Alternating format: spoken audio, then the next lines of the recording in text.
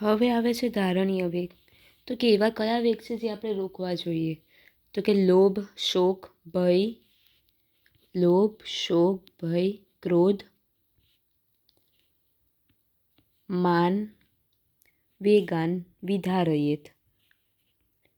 નિર્લજ, ઈર્ષ્યા, અતિરાગાનામ અભિધ્યાયાશ્ચ બુદ્ધિમાન. તો લોભ એટલે આમ લોભી થવું, લાલચ રાખવી. શોક એટલે આપણે આમ કોઈ શોક મનાવો. ભય એટલે ફિયર, ડર. ક્રોધ એટલે ગુસ્સો. મન એટલે વેનિટી. નિર્લજ એટલે સેમલેસનેસ. પછી ઈર્ષ્યા એટલે જેલેસી થવી. અતિરાગ એટલે એક્સેસિવ ડિઝાયર કરવી. એન્ડ અભિધ્યાય એટલે કે ડિઝાયર ફોર અધર પ્રોપર્ટી, બીજાની પ્રોપર્ટી પર ઈચ્છા રાખવી. One should suppress above said urges. આટલા જે કીધા વેગ એ સપ્રેસ કરવા જોઈએ. તેનો શ્લોક કરવાનો છે ને આ નામ યાદ રાખવાના છે. આ થયું ધારણીય વેગ. હવે આવે છે વ્યાયામ. તો વ્યાયામ 5 માર્ક્સમાં કે 10 માર્ક્સમાં એ જે પોઈન્ટ પૂછે એ રીતે પૂછી શકાય છે અકોર્ડિંગ ટુ ચરક કહેતો. તો કે ધ શરીર ચેષ્ટા એટલે કે ફિઝિકલ એક્ટિવિટી વિચ ઇઝ ઇષ્ટ ડિઝાયરેબલ છે એન્ડ વિચ બ્રિંગ્સ સ્થેરિયમ ટુ ધ બોડી એન્ડ બલ, જે આપણી બોડીને સ્થૈર્ય એટલે કે સ્ટેબિલિટી આપે છે અને સ્ટ્રેન્થ આપે છે, ઇઝ નોન એઝ વ્યાયામ. એ વ્યાયામ છે. આ ડેફિનેશન લખવાની છે. આ શ્લોક કરો કે ના કરો એની આ ડેફિનેશન લખવાની છે. Translation. This has to be practice in માત્રા અન્ટિલ ધ બેનિફિટ્સ ઓફ વ્યાયામ આર ઓબ્ઝર્વ. જો એને પ્રોપર માત્રામાં કરીશું તો જ એના બેનિફિટ્સ આપણને મળશે. તો વ્યાયામની ડેફિનેશન થઈ ગઈ. શ્લોક નહીં કરે ચાલશે, પણ આ યાદ રાખવાનું છે કે શરીર ચેષ્ટા કે વિચ ઇઝ ઇષ્ટા એન્ડ વિચ ગીવ્સ આપણને સ્ટ્રેન્થ આપે અને સ્થિરતા આપે. હવે વ્યાયામના બેનિફિટ્સ શું છે? તો આ શ્લોક કરવાનો છે કમ્પલસરી.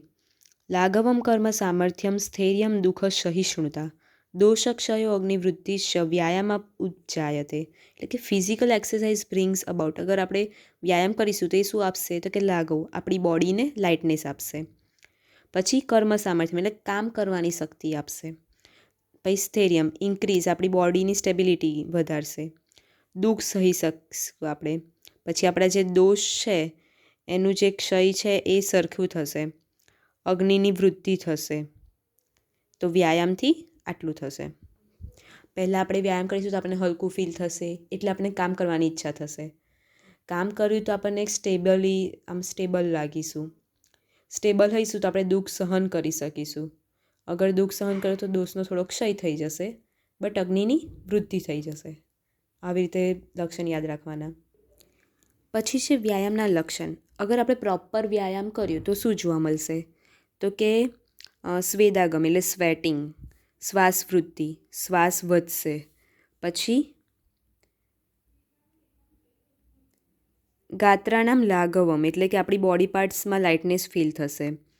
પછી હૃદયાદિ ઉપરોધ એટલે કે feeling of inhibition, resistance in the heart and other સર્ચ organs of the body are indication that is the time to discontinue of physical exercise. એટલે જ્યારે આપણને આમ હૃદયમાં કંઈક આમ ઓબસ્ટ્રક્ટ જેવું ફીલ થાય ત્યારે એ આપણને એવું ઇન્ડિકેટ કરે છે કે હવે આ પ્રોપર થઈ ગયું છે, હવે એને બંધ કરવાની જરૂર છે એક્સરસાઇઝને.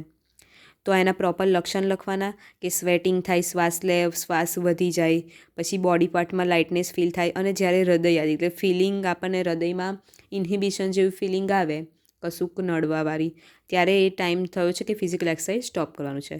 તો શું થયું? ડેફિનેશન લખવાની, પછી એના બેનિફિટ્સ, આ એના પ્રોપર લક્ષણ. હવે વધારે પડતા વ્યાયામ કરી દઈશું તો શું જોવા મળશે?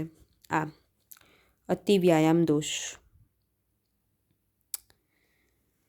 તો કે શ્રમ, ટાયર્ડનેસ ફીલ થશે.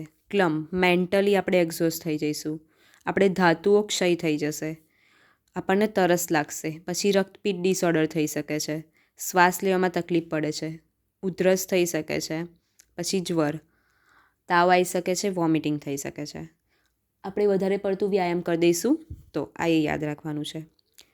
પછી શું આવશે કે વધારે પડતું વ્યાયામ કરી દીધું તો શું જોવા મળશે? તો કે વ્યાયામ કોન્ટ્રાઇન્ડિકેશન ફોર એક્સેસિવ પ્રેક્ટિસ થ્રુ આ તો એવું છે કે કઈ વસ્તુ આપણે વધારે ના કરવી જોઈએ. હવે વ્યાયામ કોને ના કરવું જોઈએ? કોન્ટ્રાઇન્ડિકેશન તો કે અતિ વ્યાયામ, જેને સેક્સ્યુઅલ એક્ટિવિટી વધારે કર્યું હોય. પછી અતિભાર, જેને હેવી વેટ લિફ્ટ કર્યું હોય. પછી અધ્વકર્મ, એટલે જે વધારે પડતું લોંગ ડિસ્ટન્સ ચાલ્યું હોય. પછી જે કર્મ બી અતિકર્ષિત, એટલે કે જે પહેલેથી જ વીક થયું છે એક્સેસિવ વર્કથી. પછી ચિલ્ડ્રને ના કરવું જોઈએ વધારે, વૃદ્ધે ના કરવું જોઈએ. પ્રવૃત્તિ એટલે હુ એવું વાત, જેને વાતનું ઇમ્બેલેન્સ છે તેને ના કરવું જોઈએ. ઉચ્ચેય બહુ, તો જેને વધારે પડતું બોલવાનું છે મોટેથી અને એને ના કરવું જોઈએ. પછી જે ભૂખું છે એને ના કરવું જોઈએ, તરસ્યું છે એને ના કરવું જોઈએ. તો આટલા લોકોએ વ્યાયામ અવોઇડ કરવું જોઈએ.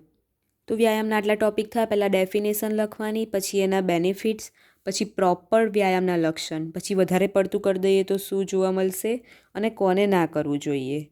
તો આટલા 5 પોઈન્ટ વ્યાયામમાં આવવા જોઈએ.